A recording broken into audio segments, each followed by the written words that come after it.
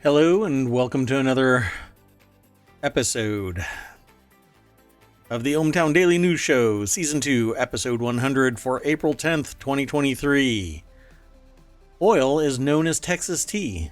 Lithium should be known as Cornish Cream. Here's a quick rundown of the articles we'll be talking about tonight. More than 2,000 freight rail workers have filed whistleblower complaints for safety concerns over the last 10 years. An historic Nebula is seen like never before. Lithium, a white gold rush. It's exciting in Cornwall. Thousands of purple creatures wash ashore in California. Fox News settles a lawsuit with a Venezuelan businessman. I think it's an ominous foretelling of the future. Don't use public phone charging stations because the FBI says so.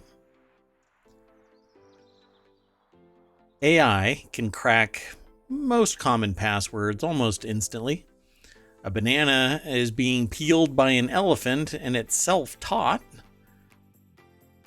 Kind of showing how smart it really is. And a former CEO thinks that a judge's novel is based on him, and, well, now he wants a new judge.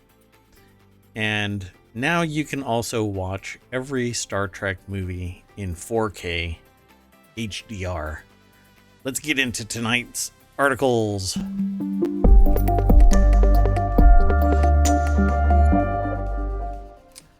Hello.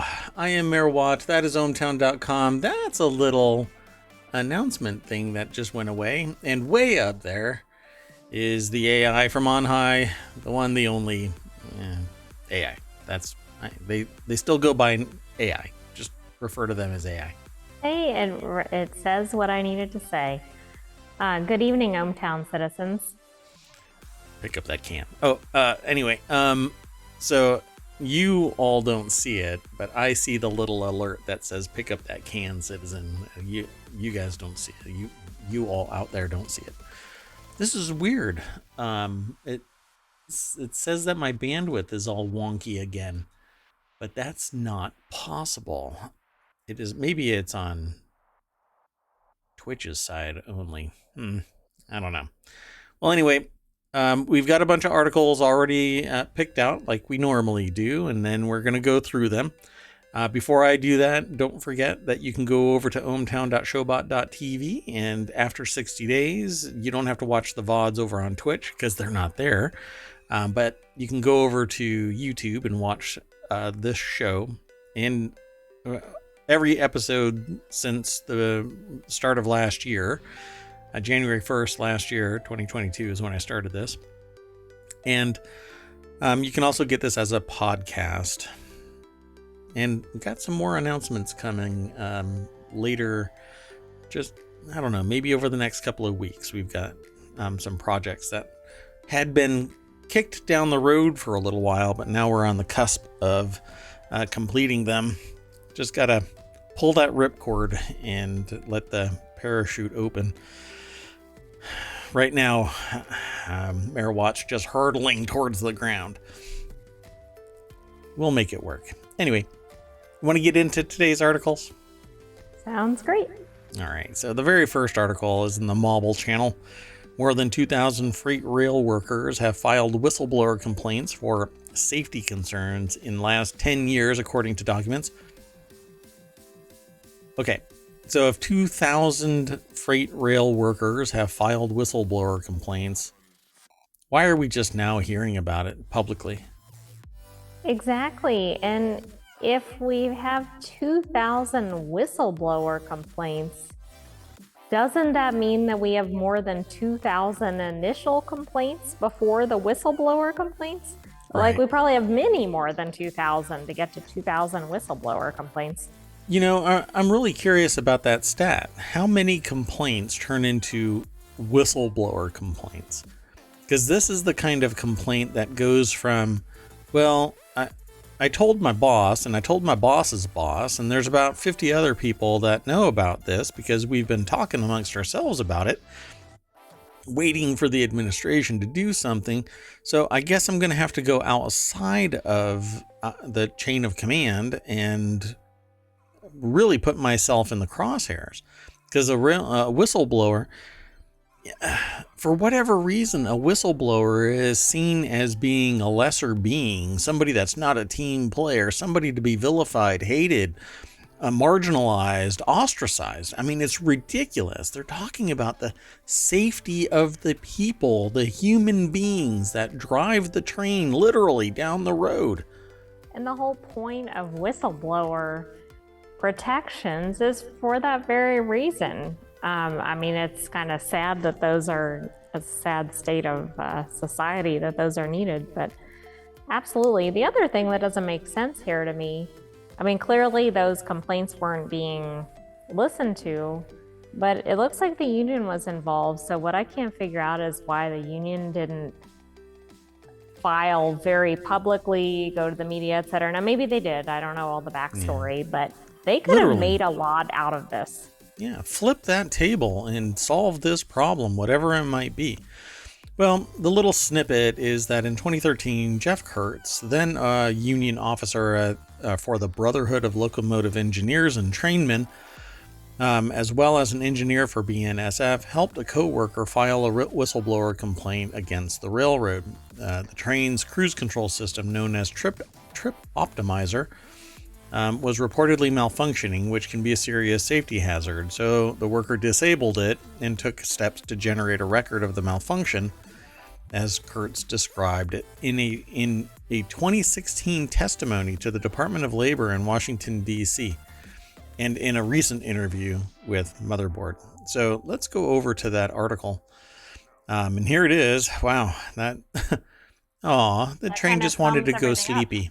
Yeah. I'm like, that picture is pretty powerful, because we shouldn't be seeing the train in that position. Yeah, so for those of you who aren't watching because you're watching or listening to the podcast, it's a full-on engine, a train laying on its side, like, what is it? Chuggington? Yeah, wanted to go sleepy. Oh, yeah. Aw, he just Brewster and Wilson. Yeah, they wanted to go sleepy. So it's laying there next to a bulldozer and a skid loader, and yeah, quite fascinating. So I think that's a skid loader. Anyway, now I'm questioning everything. Anyway, the vast majority of complaints are dismissed or thrown out for technical reasons. According to Aaron Gordon, this article is written for Vice.com by Aaron Gordon, and it has this little, I don't know what that line is. I've never pursued what that line is. It's not a byline. It's not a caption. It's not a... I feel like it's a log line or something, but that might not be right. That might not be right. It's anyway, a brief summary. That's not quite the same thing. And that's not it either. So anyway, so y'all don't have to be burdened by the inside baseball here.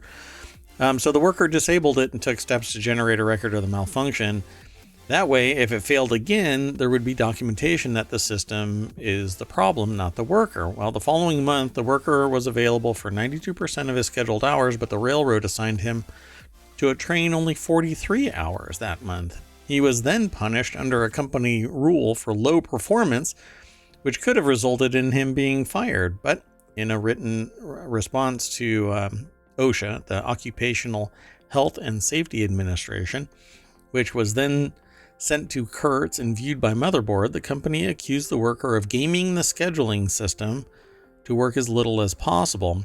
But they simply describe a worker using the scheduling system in the same manner they have heard dozens of other workers say they do in their 2 years reporting on freight rail labor issues. I'm not quite sure what that means. Me neither. And, you know, the fact that the railroad only scheduled him for, say, half the hours that he needed, and then turned around and said, "You're not working enough hours." Well, it seems like a catch-22, even without any whistleblower aspects. So, out of the 2,000 whistleblower complaints, 89% allege violations under the FRSA. It's something that we've heard before, which is the Federal Railroad Safety Act, a 2007 law that was designed to protect railroad workers. This is the thing that popped up on the East Palestine incident. And yeah, I just think that it's weird. Where do they all... it's like they're on a track to nowhere, these whistleblower complaints. Where do they get put? I want to know where they're filed and who gets to adjudicate them, because, for instance, does it only go to the railroad and then they get squashed or something? I don't know. They shouldn't. So Kurtz remembers asking OSHA whether it would be an issue if the railroad had a policy of firing 10 people every month and 8 of them just happened to be whistleblowers. The answer, he was told, was no. So the responses to whistleblowers... see, but I think that whistleblowers need to be anonymous because of stuff like that. Because whatever it is, you're seen as biting the hand that feeds you or something like that. But what you should be encouraging is people disclosing these issues so that you still have a hand at the end of your career. Biting the hand that feeds you means that you have to compromise everything so that you can keep your job. That power imbalance is the very reason for unions and the very reason why whistleblowers should be protected. Because all it takes is you complaining to the wrong person in the wrong way at the wrong time, and you're out of a job, because the entire nation has encouraged this at will state where you can quit whenever you want and you can be fired whenever you want. But the power really should be on the freedom of the person accepting the job to quit at will. But the employer shouldn't be able to wake up one day and say, I don't like the color of your shoes, you're fired, when it isn't based on actionable issues like lack of performance, or you cuss at a customer, or you drive a forklift into a stack of shelves, or whatever it might be. There should be reasons why you are fired, but there shouldn't be any reason why you should be you shouldn't be able to quit, because you can't be forced into work. Anyway, it says here, while the workforce shrank, the rule books grew, encompassing hundreds of pages across different regulatory and internal frameworks. The rules became so numerous, complicated, and sometimes contradictory that they provided ample pretext to punish any employee at any time. So they go into great detail about this. Out of all of the cases that were brought to them between 2017 and 2022, 1,258 of them were dismissed, 192 were settled, 27 of them say that they had merit. But if you have 192 that settled, you might as well roll that into 219 that had merit. Right. So, and these are OSHA. These are OSHA decided outcomes. So why were they kicked out? Why did OSHA basically say, no, they're nothing, right? I have a guess. So let's say a worker complains.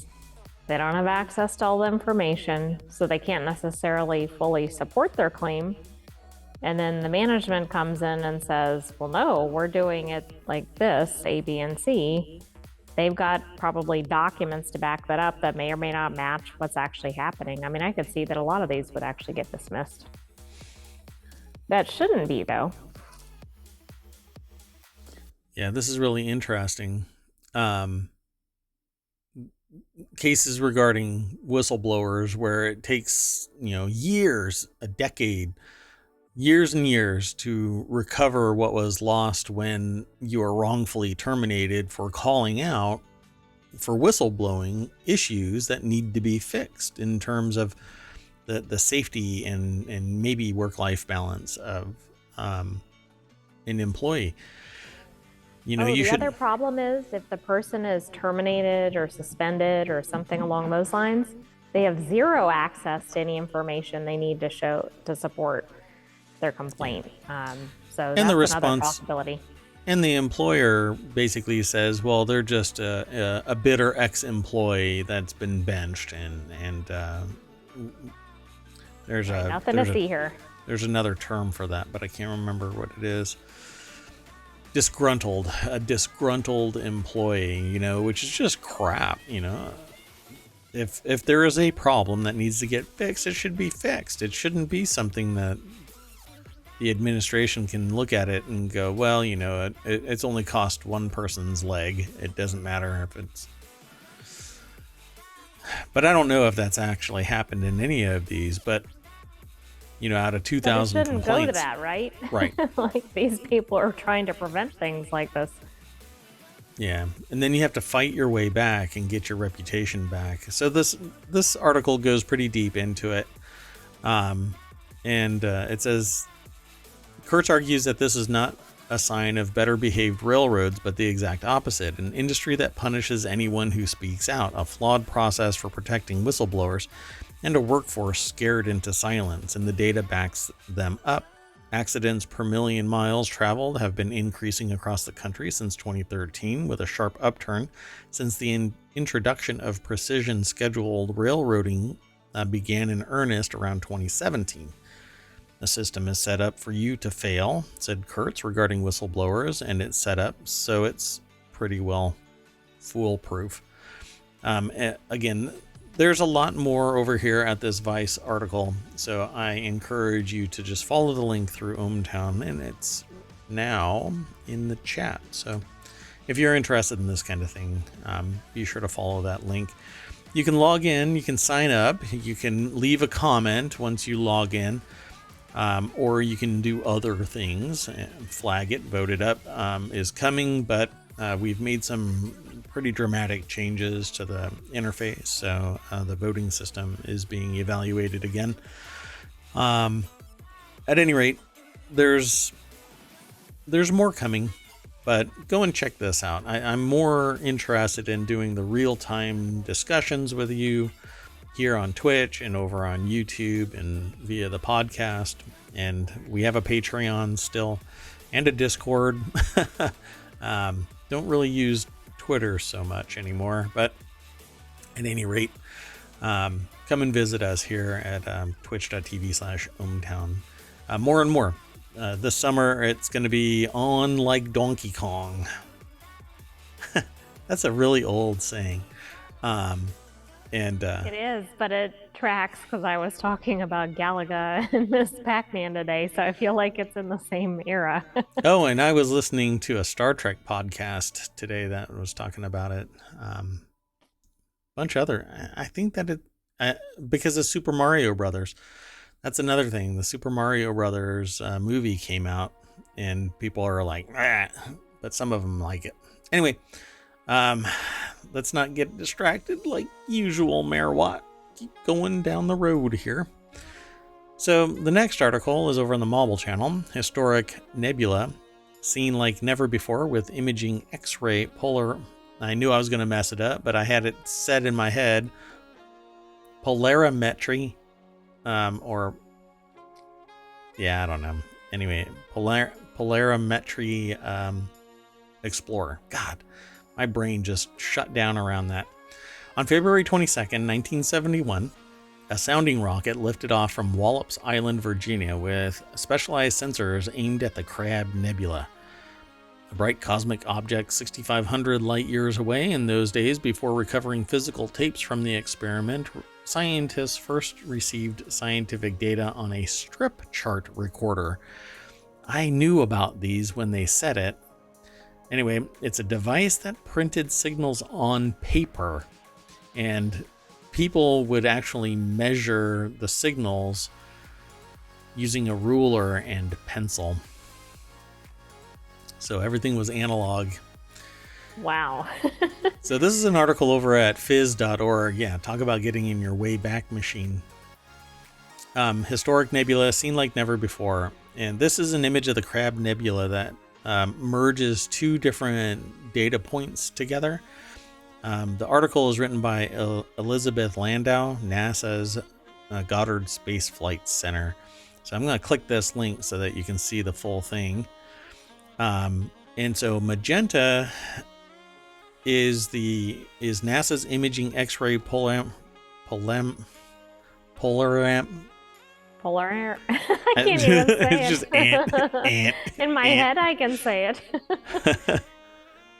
Polarimetry. They need to rename that. Yeah, really. Explorer, that's in magenta, and NASA's Chandra X-ray Observatory is in dark purple, and so they merged it together to show you what really is essentially a 3D construct of the Crab Nebula in those two ranges of measurement. So it gives a greater dimensionality to what we've had before, and this is actually really old data. So is astronomer the data from the 70s that they did to do this? No.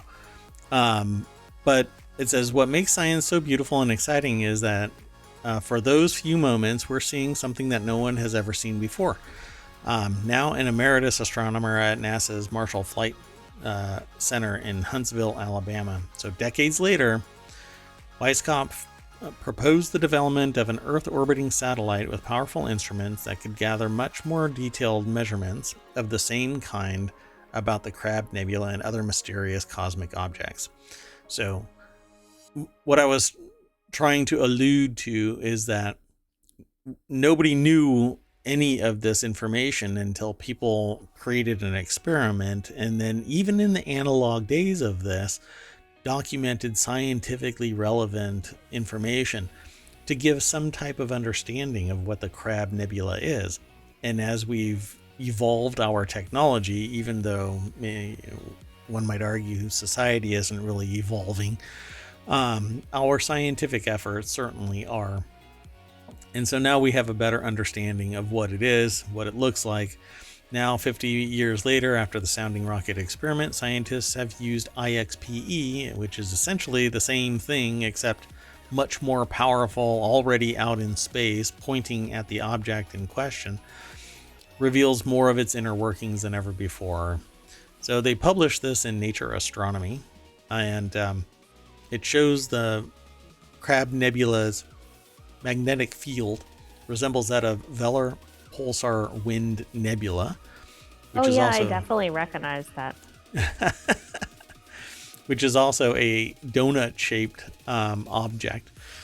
But the Crab Nebula, scientists were surprised that areas of magnetic field turbulence were more patchy and asymmetrical than expected, which is really interesting to me because where is this magnetic field disappearing into if it isn't?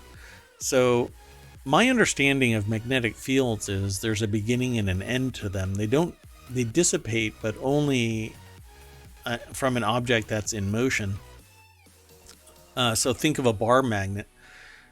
So if it isn't moving, then you can actually see the lines of flux by just sprinkling metal filings on the bar magnet on top of a piece of paper. You put the bar magnet underneath the paper, you put the paper on top, and you start sprinkling metal filings, and it'll actually show you the lines of force around the magnetic field that's created. Is this related to like the right-hand rule and everything?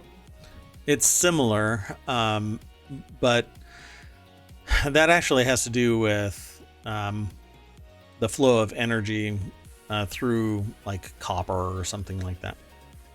And so there's always a magnetic field.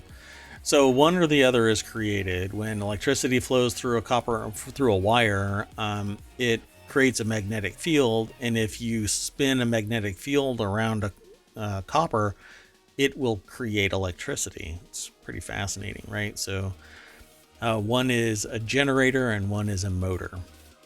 One uses electricity and one creates it. So quite fascinating. Somebody wakes up one day and comes up with this stuff.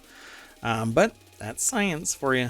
And so the magnetic field for this thing is being warped all out of control from whatever it is that's generating a magnetic field out there. I just thought it was really interesting. It doesn't look like a regular magnetic field in the picture here. Yeah, it's really fragmented, and maybe it's just because they can't measure it through whatever medium it is that's actually, you know, transiting through. I just don't know. I don't know Maybe, enough but about it either. it doesn't look like it's going in certain directions. Like it just seems, I don't know, like particularly around the edges, it just looks Yeah. like it's kind of just doing whatever, which And keep in doesn't mind, seem like what it would be doing. the scale of this is thousands of light years, so it's pretty expansive. Um, so the article goes deeper into this and talks more about what the X-ray Observatory is and all the rest of the equipment, IXPE and whatnot. But it's a pretty expansive article, so I would encourage you there to go over and check this out more. But the reason why I really wanted to show this was that, outside of science, nobody has seen this until now. It got published, it got discussed, and now people know that this is what it looks like from the X-ray.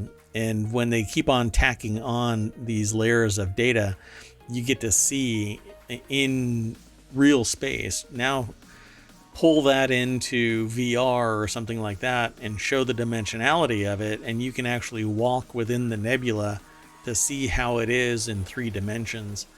Oh, that would be so cool. And I mean, how far have they come from like using a pencil and paper basically to this? Yeah, I think it's really fascinating that you can actually go to a nebula in virtual space, and not just your imagination, but you can have it embodied to some degree and show all of those layers of data, the magnetic field, X-ray, the different types of energy that are present there, because you can use other variable light, variable frequencies, and build layer upon layer. I think it's really fascinating. We'll never get that close to a nebula ever, outside of the scientific community's reach. And I would love to be able to walk within a nebula or fly within a nebula. Be pretty cool. So let's keep on hustling through all of these articles. We will end up running really late, so I hope you all don't mind.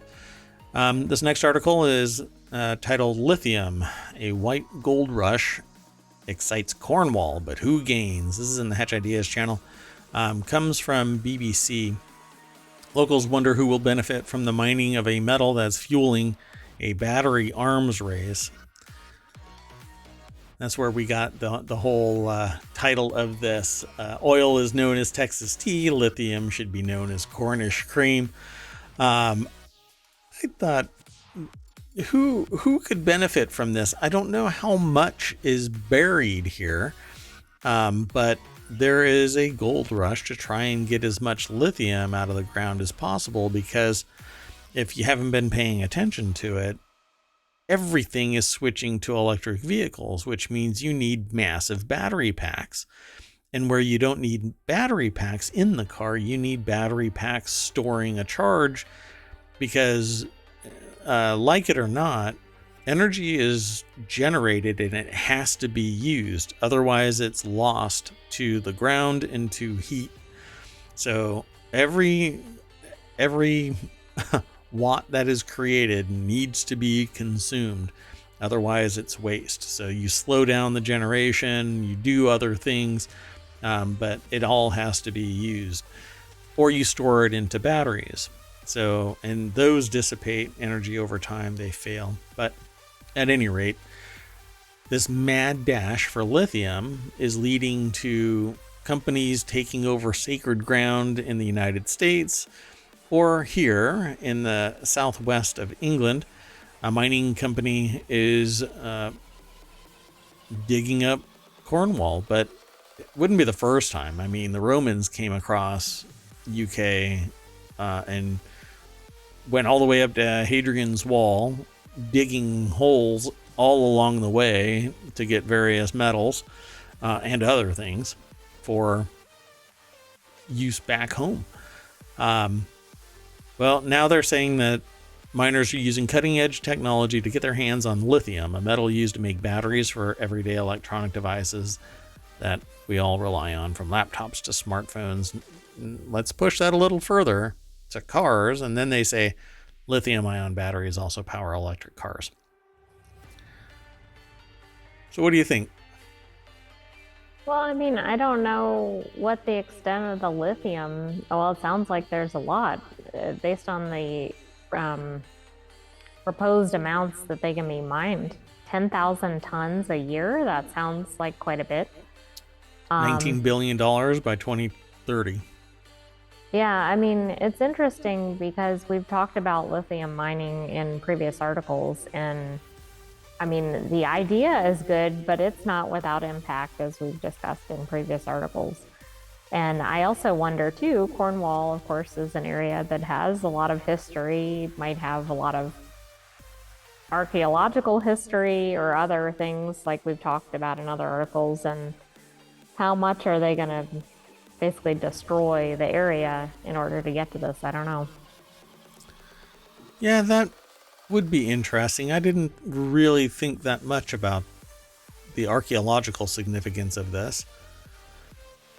You just can't stop this kind of stuff from digging up the ground. So I wonder, would they, by the time they discover it, it's, either explosives are used or strip mining is used. So they'll find the little, pieces of Roman tile all over the place.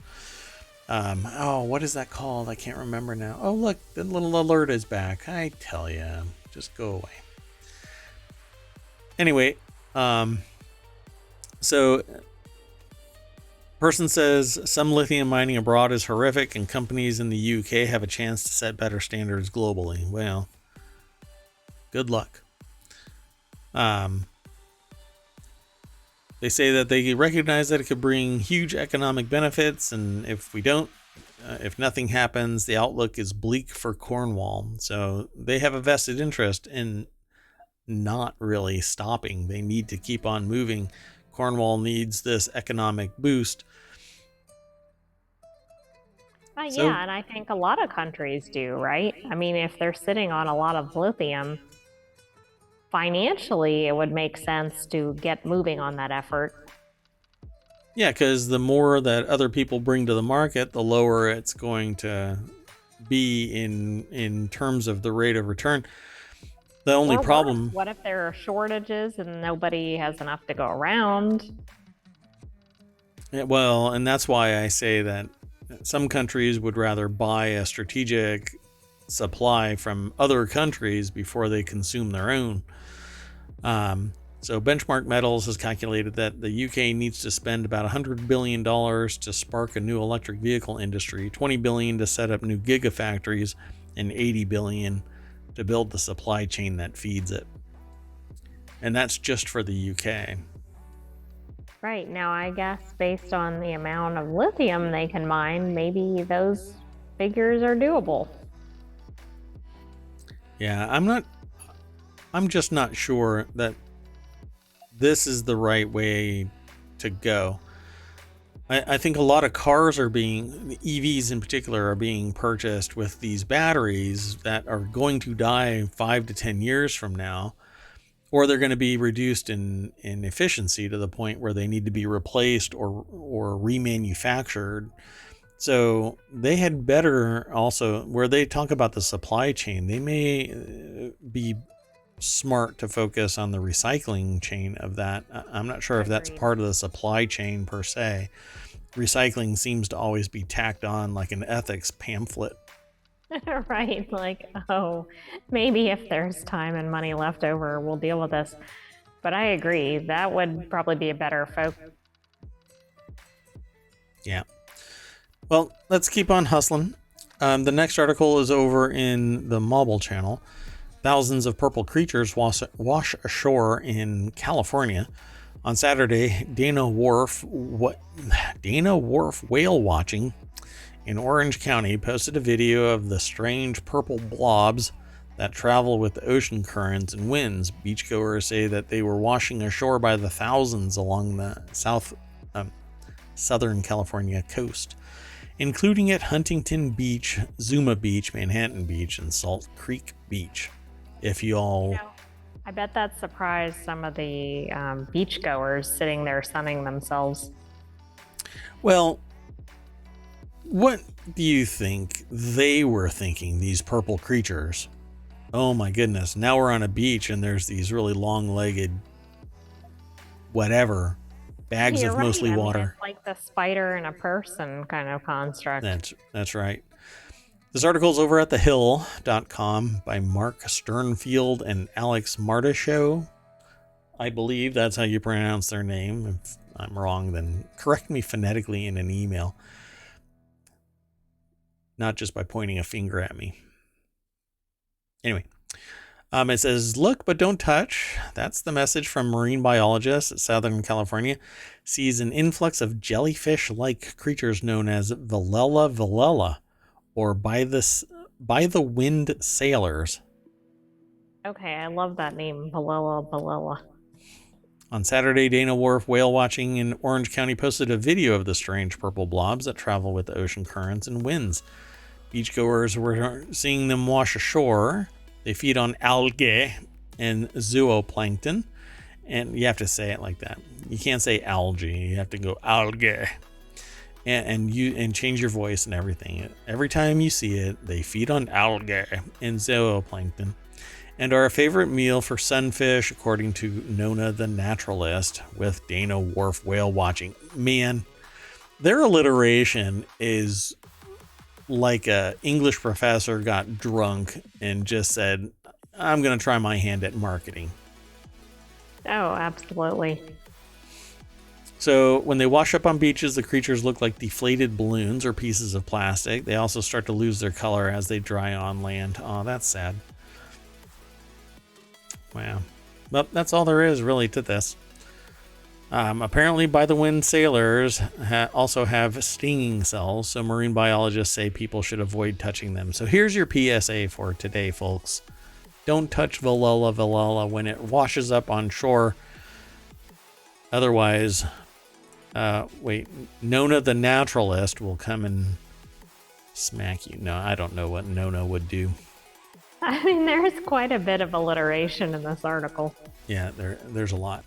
Oh, and by the way, another PSA. You know that thing where if you get stung by a jellyfish, somebody's supposed to pee on you? Mm-hmm. That's not true either. That's a lie.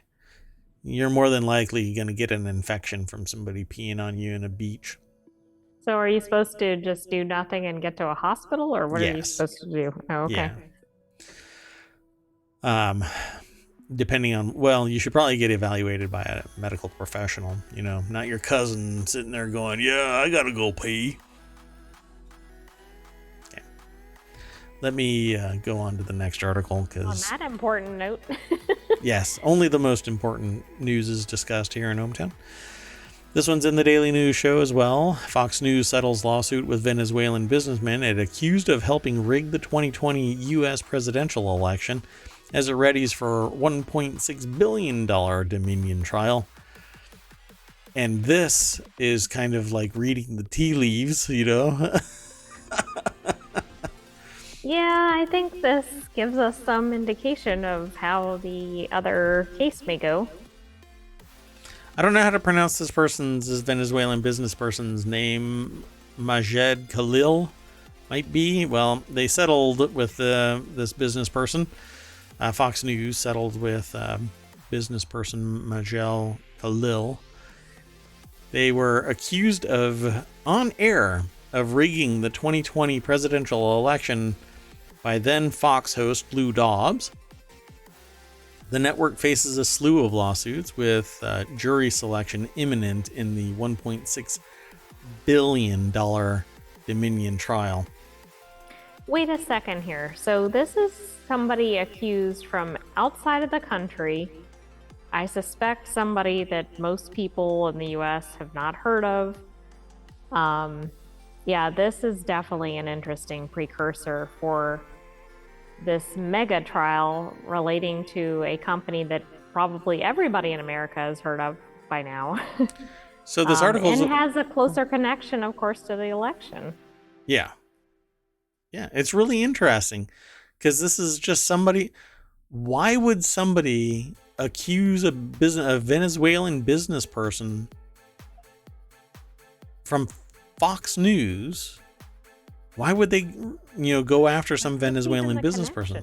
Exactly. When I originally saw this headline, I didn't quite grasp the international piece of it. I was just thinking, oh, this must be much smaller than the Dominion trial, but I think that's an interesting aspect too. Yeah, so it's over at businessinsider.com. I think their name is Reedy Kanetkar and Jacob Samson. I don't think it's Shamsian, but I think it's Samson. But anyway, thanks to them for putting the article together. Here's quickly the rundown of this. Fox News accused this Venezuelan business person of rigging the 2020 election. Lou Dobbs was the then Fox News host. That turned into a lawsuit, and they just settled. Now we're on the cusp of the Dominion trial, which is pretty much identical to this, except that they accused a company, not a person, a company, which because of whatchamacallit, what's that God, I just forgot what it's called. Turns a company into a like piercing the corporate veil. No. The company has an identity and is a person. Citizens United. Citizens United. Thank you. Anyway, because of Citizens United, it basically is treated like a living, thinking, separate entity and has all the rights that a human does. And guess what? I'm pretty sure that Dominion is going to win this, but how much are they going to get? I don't know. Well, and the damage to a company who is actually involved in the election process in the country has got to be just eons above the damage to an individual business person in another country. Here's how bad this person, Lou Dobbs, I don't know, is he even alive anymore? But shortly after the election, Dobbs took to Twitter to call it a cyber Pearl Harbor and said that Khalil was a liaison with Hezbollah who had executed an electoral 9/11. Okay, there's just so much there to just go. That's WTF. full, like really leaning into the wingnut. So Khalil filed a $250 million lawsuit against Dobbs, Fox News, its parent company, Fox Corporation, and Sidney Powell, who I think is the one that did the same level, right? Basically accusing things of being a conspiracy to whatever. Anyway, a former lawyer for Donald Trump in December 2021 in Manhattan federal court. So in the lawsuit, Khalil denied he had any affiliations with Dominion and Smartmatic. So not even involved. I'm not even sure how this person could have been involved. Well, but how do they even get on the radar of Lou Dobbs? Like, this is so odd. Yeah. And whoever this other person is, the Sidney Powell, who I think is kind of woo. Anyway, U.S. District Judge Louise L. Stanton, right? Lois dismissed the allegations against Powell. That was a very pregnant pause there. In August of 2022, ruling that she couldn't be held liable in New York because she made claims about Khalil while in a different state. Fox News and Fox Corporation filed countersuits against Khalil in October, arguing he had genuine ties with the Venezuelan political elite. Okay, but that doesn't mean that he... How does that translate to any of those assertions? That his name was only briefly mentioned in broadcasts and that those mentioned were protected by First Amendment. No, not if they're libelous. Did you see who his attorneys included? No. Camille Benjamin Vasquez. Chu and Camille Vasquez. Oh my God. Wow. I did not even pay attention to that. I saw it, but I didn't pay attention to that. Yeah. Wow. Well, that was kind of a hot mess trial too. So Anyway, Fox News and Dominion voting systems are soon expected to face off in trial in Delaware court. I just don't see Fox News winning. I mean, I don't see how they can. I mean, everything that I've seen about this is just completely made up statements, yeah. which is exactly why they're going to trial. All the rest are going to get called in too. This is going to be interesting. Yeah, I think it'll be a trial worth watching, that's for sure. There's going to be some interesting sound bites in the news, I think. So now Smartmatic is... there was a lawsuit, I guess. I'm not sure how this is actually going to pan out. Because it says that Dobbs' show was canceled by Fox Business Network in February 2021, shortly after he was named in election company Smartmatic's $2.7 billion suit against Fox. The London-based technology firm accused the network of broadcasting more than 100 false claims, including the assertion that Smartmatic shared its technology with rival company Dominion Voting Systems. Revelations from filings in the Dominion lawsuit have already significantly damaged the network's reputation, showing that Fox News producers, executives, and hosts privately trashed election conspiracy theories while presenting them as credible to audiences. And this is stuff that's all been discussed on the news all over the place. That kind of information is really going to be their downfall in these trials, because it's going to show that they clearly knew the information was false and they were still pushing it out. Yeah, because everybody wants to watch a train wreck. They don't want to watch it's why I need to... What do I need to do? I need to be like juggling gerbils on fire or something so that people engage in the stream. I mean, you need to be basically making up the news headlines, I think, then. I watched, and I discussed this with someone. I watched another streamer, and the streamer just like... somebody said something in some way that might be perceived as being a slight to the streamer. And for 30 minutes, the streamer went off on a tirade. I ended up actually leaving. And when I was discussing this with somebody, and I don't want to get into who it was, but they were like, maybe the person did it on purpose because they're loud and bombastic about it. And I didn't think of it that way. I thought that the person just had a screw loose. But maybe they're right that you have to be whatever. There's a lot of... anyway, I don't want to yuck somebody else's yum, but it's just not my style. I'd rather just talk about the news and not sit there and lose my mind because somebody says that I'm not doing it the way that they would do it. But I guess that's just me. But you want to go on to the next? Sounds good. Right on. So the next article is in the Mobile Channel. Don't use public phone charging stations, according to the FBI. The problem is that hackers have found a way to introduce malware and other software onto devices through the public stations, according to the FBI. Avoid using free charging stations in airports, hotels, shopping centers, says the FBI's Denver Twitter account. Bad actors have figured out a way to use public USB ports to introduce malware and monitoring software onto devices. Yeah. I know we already can't connect to Wi-Fi anywhere, but now we can't even charge. I'm curious about how they would be going about it. So let's see if they have something here that actually shows it.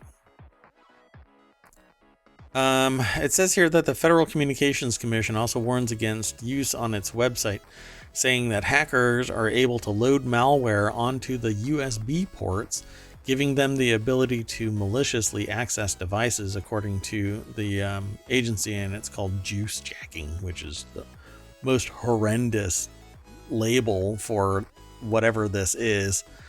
I mean, y'all are so dumb.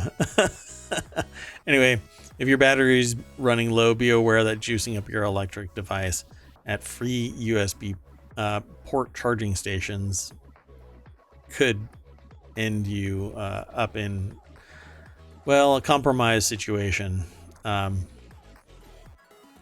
not sure. It doesn't really say anything about this. The only thing that I can think of is that they've figured out the firmware on the devices in these public places, and they've created malware that compromises it. But And they probably haven't replaced them in 10 years or something. I mean, knowing how a lot of infrastructure is, but I don't it really depends on how sophisticated these charging systems are. If you have to create an account or you have to do anything, then yeah, I suppose, but I'm not sure why this. It depends on the charging system. I think this is just literally you go up and you plug your device into it. Like, I don't think it's anything more than that. See, but if it's just a USB hub that's charging things, a power distribution unit, okay, a PDU, it basically is a big wall wart that has a bunch of cables hanging off of it and you can plug in your device. Then there isn't anything smart about it. So there isn't a chip or anything there. But if it's a computer that's measuring via a thing, kind of what's basically called a kilowatt, it's a thing that measures how much power is being drawn through a particular cable or device, and it sits in line.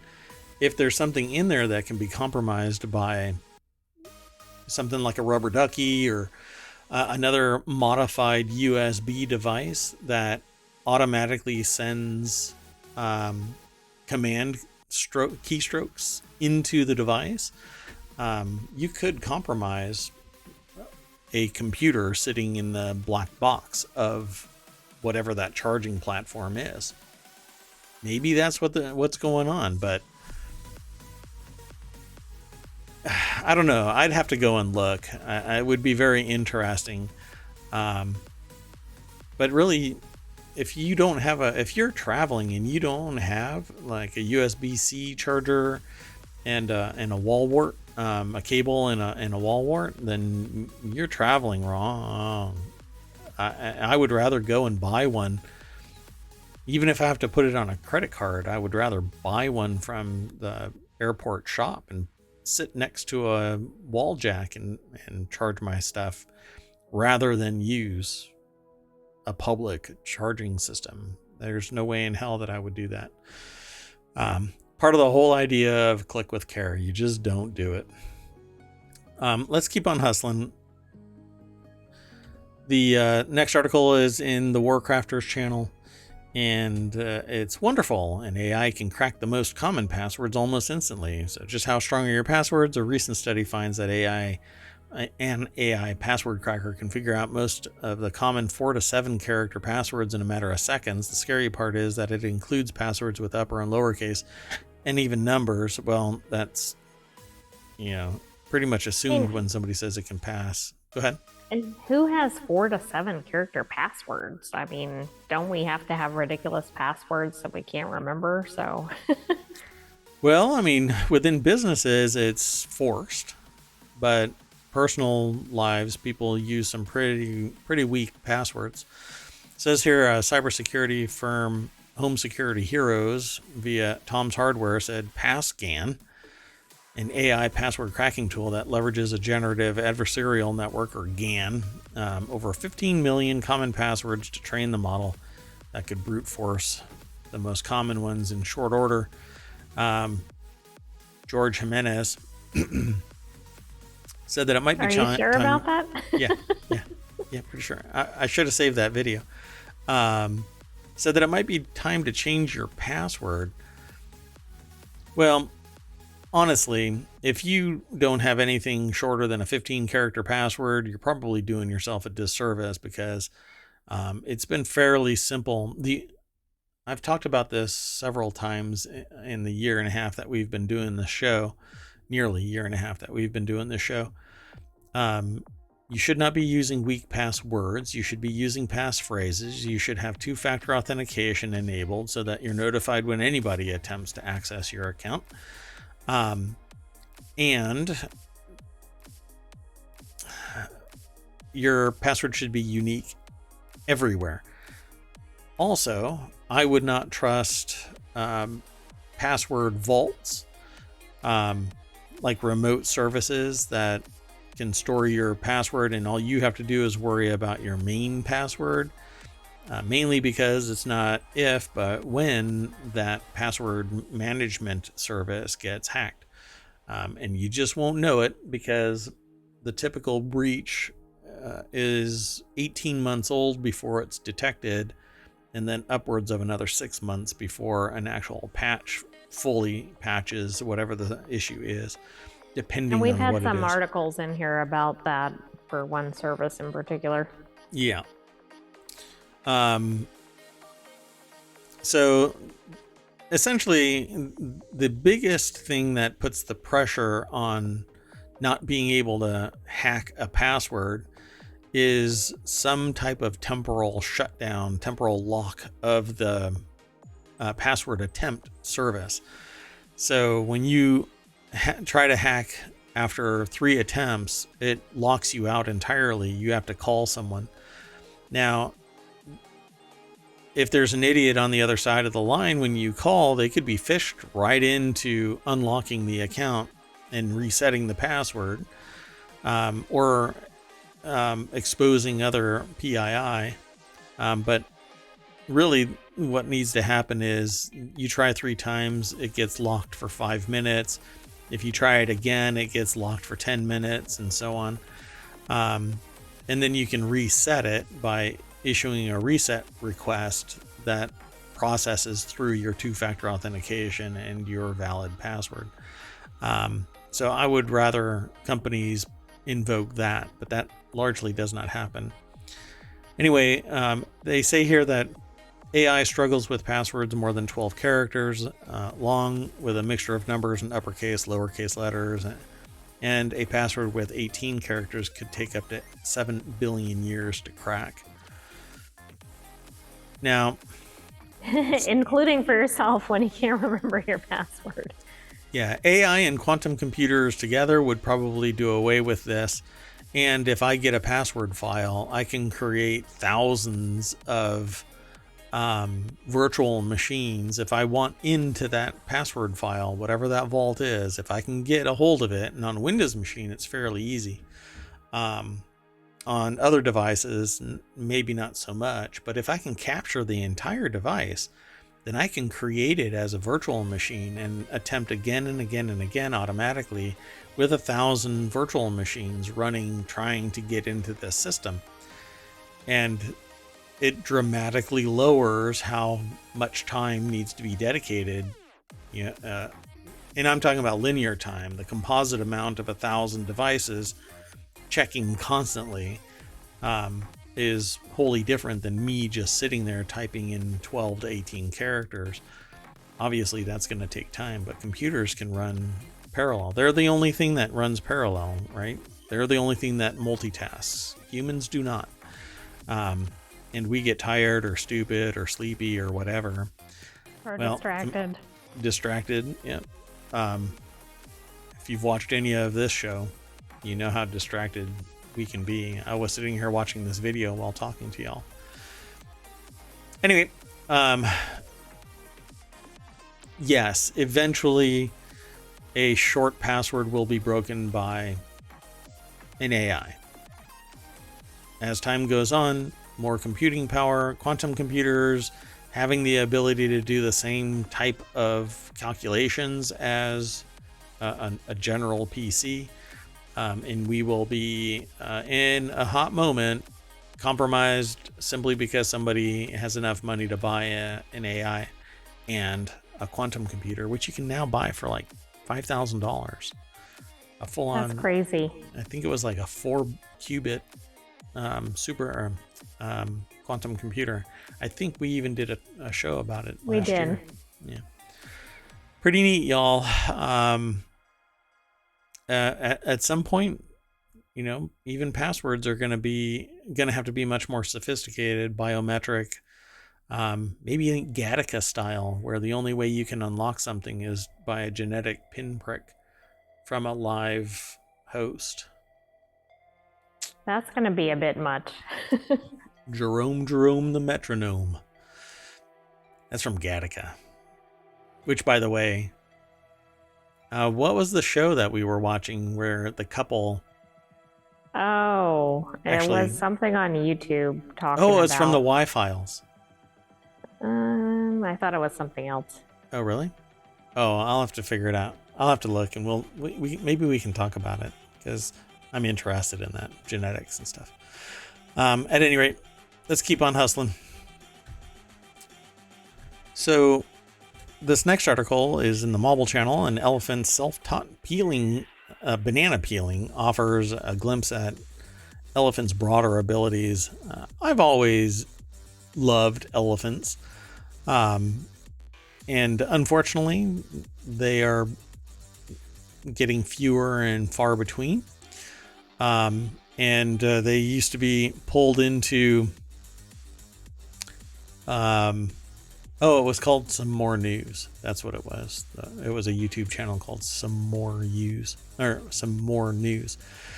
Anyway, sorry for the sidetrack there. The AI sent me a message. And so it says here, she reserves it for yellow-brown bananas, first breaking the banana before shaking out and collecting the pulp, leaving the thick peel behind. So this Asian elephant, Pang Fa, picked up a banana peeling style all their own. And it's always fascinated me when I'm sitting there watching some animal where I go, well, it's just an animal and it's doing what animals do. And then it does something out, like way out of bounds, picks up a camera and takes a selfie, or plays with a hula hoop like it saw somebody else play with a hula hoop, or it's shocked by a magic trick, or I've seen horses playing with giant beach balls, and cows doing it too. And here we have this crows sledding down roofs on purpose. Crows, the sledding down snow-covered roofs was spectacular. And it obviously, what was it doing? What is there somebody out there that's going to tell me that it was doing it because it was learning how to do something it would normally do in nature? I don't know about you, but I don't know that you need sledding skills as a crow. Right? I mean, maybe. So this article's over at phys.org by Cell Press. And it says here, the female elephant most likely learned the unusual peeling behavior from watching her caretakers peel bananas for her, according to the author's report. The findings in a single elephant show that elephants more broadly have special cognitive and manipulative abilities, they say. We discovered a very unique behavior, said Michael Brecht of Humboldt University. Berlin Bernstein Center for Computational Neuroscience. You know what? I'm just going to go. That is quite the plaque, the little placard. Yeah, at their desk or office or whatever. They center it on their shoulder on the football team and it runs off, Or it has like a hyphen and it goes down another line. Right. 5 of Think those. of their letterhead. Yeah, exactly. Microprint.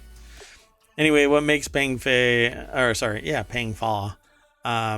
banana peeling so unique is a combination of factors: skillfulness, speed, individuality, and putatively human origin, rather than a single behavioral element.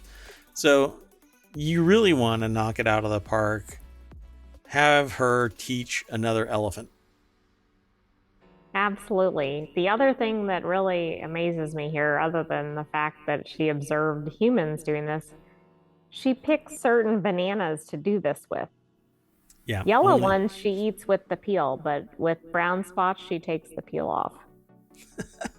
I just think that's so amazing. Yeah, when the yellow-brown bananas are offered to a group of other elephants, Fa changes her behavior, they report. She eats as many bananas as she can whole and then saves the last one to peel later.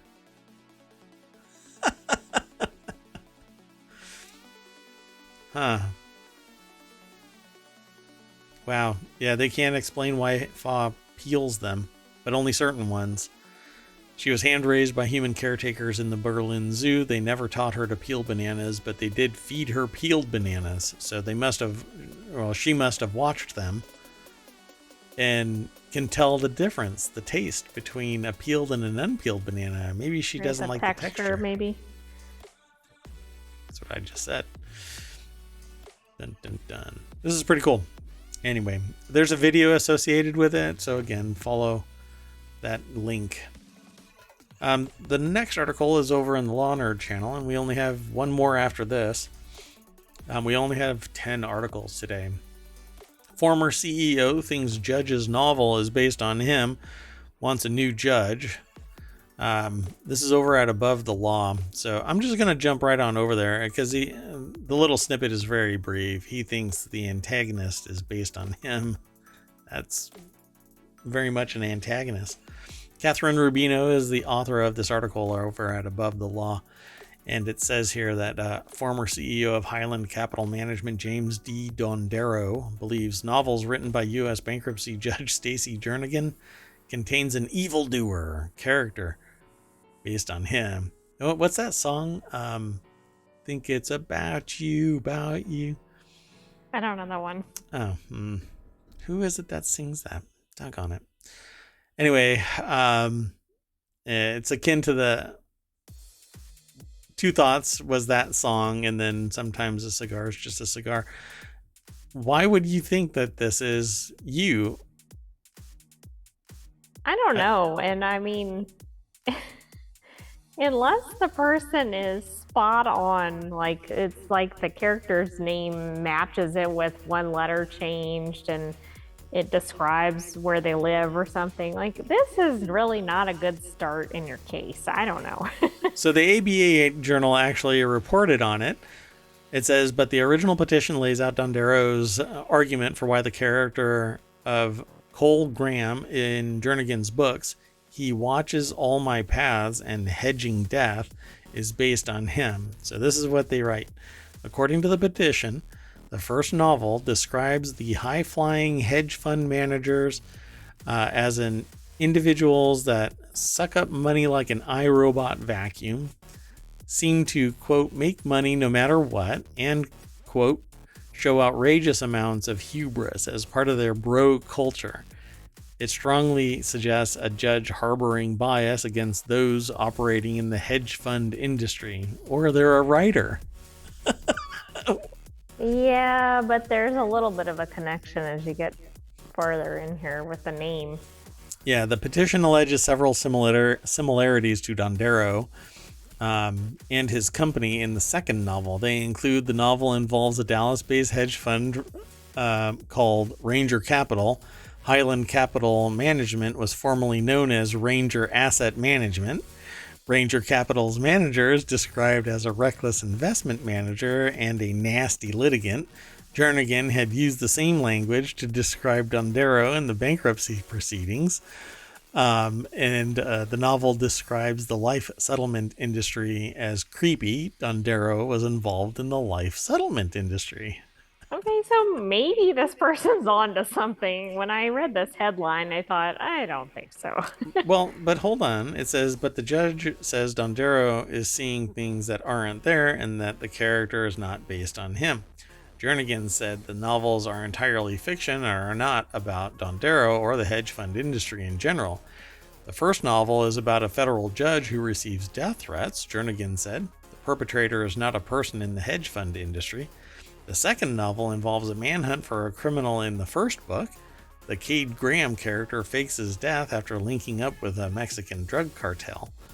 As for the Ranger Capital coincidence, Jernigan said she never once heard that it was a prior name of Highland Capital Management.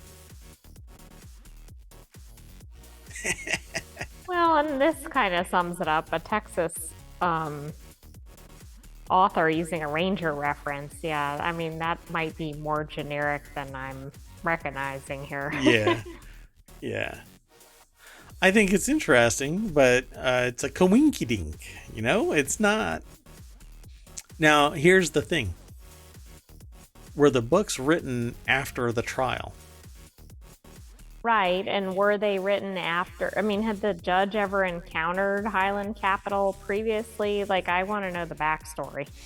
Yeah, there's a context here that I think really matters. So now I'm going to, after the show, I'm going to look for this order, whenever this trial was and when these books were published, to see if there is alignment. Because if there is alignment, then there's too many, you could have all three of those other things and it's a coincidence.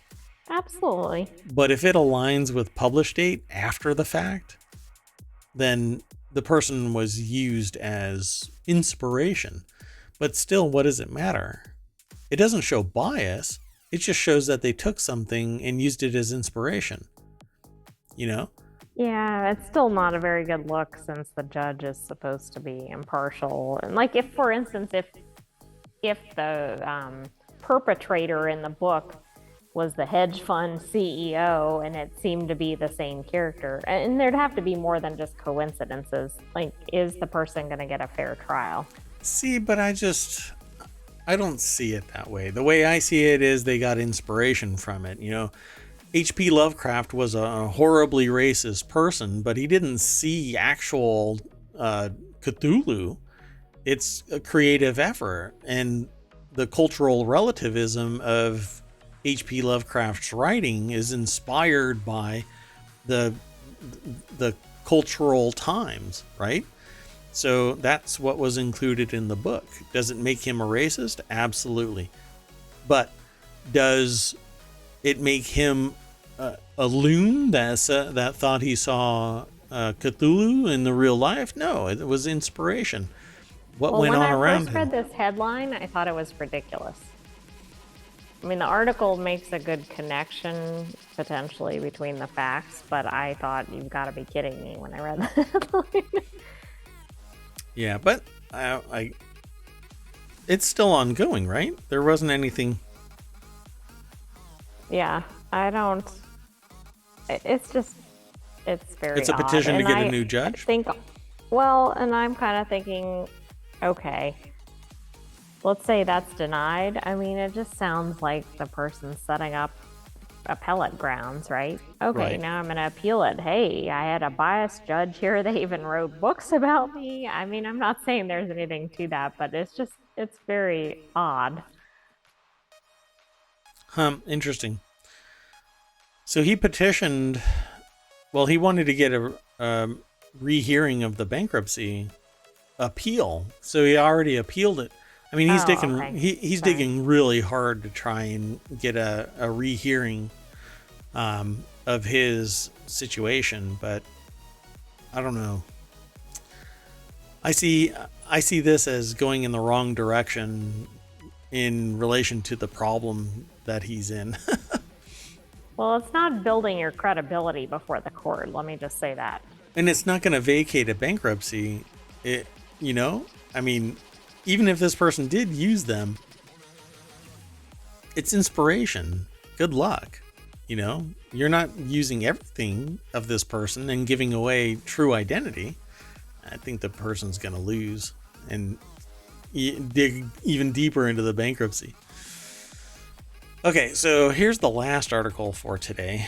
And it's inspiring me to dig back into the movies of all of the Star Trek movies and watch them all again. For the first time, you can now buy or rent every single Star Trek movie in the latest 4K HDR standards, and that includes all 6 movies based on the original series cast, all 4 featuring the Next Generation cast, and the more recent J.J. Abrams movies, which probably were pretty darn close to it already. So this is pretty fun, at least for me. 13 Star Trek movies are available in 4K Dolby Vision, Dolby Atmos, which basically means big screen home theater. Here I come. Binge watch Star Trek movie marathon. That's right. And every time something goes to warp, you take a drink, and by the end of the first movie, you're unconscious and you're not worrying about the rest of the movies. Samuel Axon over at Ars Technica wrote this article and brought it to our attention. So, and that's all there really is to it. Pretty cool, huh? Yeah, I think we'll have to be watching these. No. Wait a minute. They're saying that all 3 seasons of the original series and all 7 of the next generation got Blu-ray and digital HD releases in recent years, as well as Enterprise and the animated series and the all-new Paramount Plus shows are in HD, but Deep Space Nine and Voyager are still only in standard def. Okay, so that's all of the TV series. But all of the theatrically released Star Trek films are now in 4K and HDR. What I want are all of the old ones upscaled to HD. Some of them are so old that they're unwatchable on a big screen TV. You basically just have to watch them on an iPad or your iPhone, and put them really close to your, I don't know. They're just so bad nowadays. When you actually can see the compositing of the ship flying across the sky, it's horrible. But I'll take a look at them and see. I think I own all of these anyways. They update them. You don't have to buy them again? Well, sometimes you do. They re-release it as a different version. But like I have 2 different copies of the same movie because they've upscaled it or given a new feature and they didn't do it to the same one. Because I've never bought 2 of the same movie, but I've actually, a new one has appeared. At any rate, they say here at the very end of this, a previous version of the article failed to properly distinguish between the non-AI and AI techniques used in prior attempts to remaster portions of Deep Space Nine, and it was corrected in the update. Deep Space Nine is almost a pivotal element in the Star Trek small screen. I don't know, what do they call it? Big screen is cinematic universe, the small screen universe, television universe, where it really did pivot into being a darker Star Trek world of major conflict with the Dominion, and Picard is largely running with that. So I would love to do a show just on that now, because there's so much world building in existence. And when people talk about the show, they talk about the show, but not necessarily the world building involved, because the threads are everything's taking place in the same microcosm. It's not that big of a area of space that they cover. So all of these episodes are tied together with all of the species and stuff. It'd be fun to do that kind of a show instead of purely on each canned episode. I think I'd probably need a different co-host for that. You might. So if you're interested in this kind of thing... Not from lack of interest, but lack of knowledge. Mayor Watt is looking for hosts and co-hosts for other shows. So email me, mayor@ohmTown.com. Okay, that's it. We're done. Ta-da. So, like always, we took you down Main Street of ohmTown. Now we just turned around, drove you all the way back to the welcome sign, so you can do it all on your own. You just come back to the welcome sign of ohmTown and mash the sign, and it'll refresh everything. You get a whole bunch of new articles. Sometimes there's no thumbnail, but we're working on that.